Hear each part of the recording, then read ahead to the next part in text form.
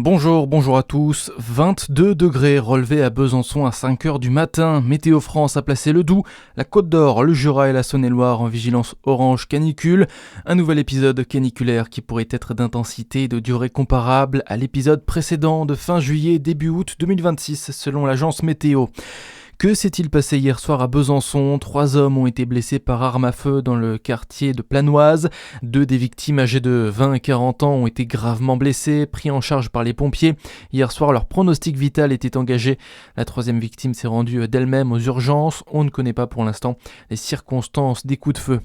C'est un endroit célèbre pour l'escalade et la randonnée en Côte d'Or. Une étude doit être lancée pour mesurer le risque après l'effondrement d'un morceau des falaises de Cormeaux-Vauchignon fin juillet. La mairie a pris la décision de fermer toutes les falaises. Le but est de rouvrir au plus vite, mais mieux qu'avant, précise le maire. Alors que les premières vendanges ont déjà débuté en Bourgogne, un historien du climat vient de plonger dans 7 siècles d'archives à Beaune pour dater les vendanges depuis le Moyen-Âge. Et ce qu'il découvre est frappant, les récoltes extrêmes précoces qui étaient rarissimes autrefois se multiplient depuis la fin des années 80, Manal El Maïba. Oui, Thomas Labbé, historien du climat mais aussi intervenant à l'Université de Bourgogne-Europe, a épluché les dates de vendange depuis 1354.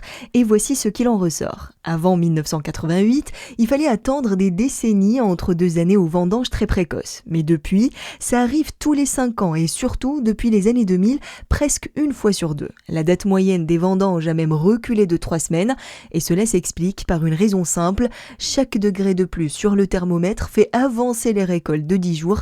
D'ailleurs, cette année encore, les premiers grains de crémant sont tombés fin juillet. Il s'agit d'un record. Et pour l'historien, 2026 pourrait bien rejoindre cette liste des années les plus chaudes. Seuls 1556, marqués par une sécheresse exceptionnelle, résistent encore dans le classement. Dans l'actualité aussi, les pompiers en grève aujourd'hui appellent de 9 organisations pour demander davantage de moyens, alors que la France connaît un été intense sur le front des incendies. L'intersyndicale évoque une colère généralisée, un ras-le-bol et demande notamment des recrutements massifs. Le ministre de l'Intérieur doit rencontrer les organisations à midi.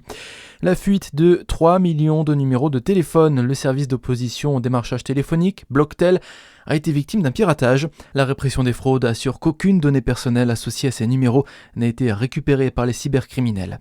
Et puis en sport, en basket, le calendrier de Betclic Elite n'a toujours pas été dévoilé dans l'attente de l'engagement ou non de l'AS Monaco, mais certaines grandes dates ont été communiquées.